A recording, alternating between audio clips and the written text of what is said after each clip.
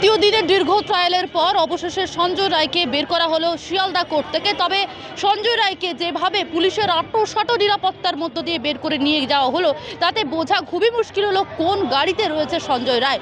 কারণ পুলিশের নিরাপত্তা আঁটোসাঁটো ব্যবস্থা আজকে একেবারে সকাল থেকে চোখে পড়ার মতো ছিল শিয়ালদা কোর্টে, যেখানে ব্যারিকেডের সংখ্যাও বেড়েছে এবং পুলিশের সংখ্যাও দ্বিগুণ হয়েছে।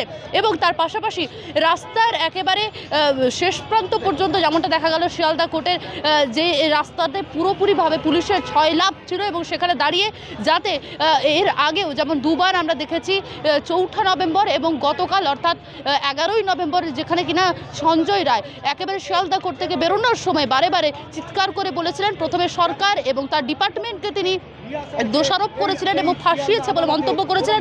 গতকাল তিনি কিনা এক্স সিপি অর্থাৎ প্রাক্তন সিপি যিনি ছিলেন বিনীত গোয়েল তাকে সরাসরি কিন্তু বলেছিলেন, মন্তব্য করেছিলেন ফাঁসিয়েছে তাকে।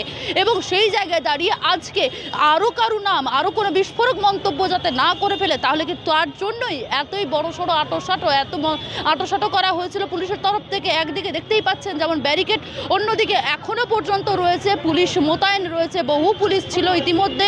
তার মধ্যে এখনও দেখা যাচ্ছে যেমনটা পুলিশ রয়েছে এবং র্যালিং যেরকমটা ছিল সেই জায়গায় দাঁড়িয়ে প্রিজন ভ্যান পরপর ঠিক 5:30 পরে যেমনটা দেখা গেল পরপর প্রিজন ভ্যান প্রায় 6টার মতন প্রিজন ভ্যান সঙ্গে ড্যামি গাড়ির সঙ্গ ছিল। এবং ঠিক সঞ্জয় রায় কোন গাড়িতে ছিল তা কিন্তু এখনো পর্যন্ত জানা যায়নি, যাতে কোনো রকম কোনো মন্তব্য আর না করতে পারে সেই জন্য কিন্তু এই আঁটোসাঁটো ব্যবস্থা বলে মনে করা হচ্ছে।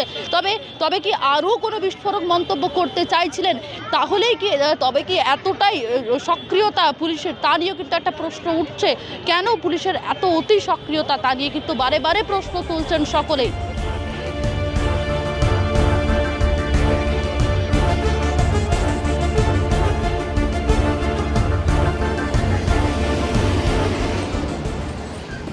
বাংলা হান্টের আরও খবর দেখতে নজর রাখুন। বাংলা খবর মানেই বাংলা হান্ট।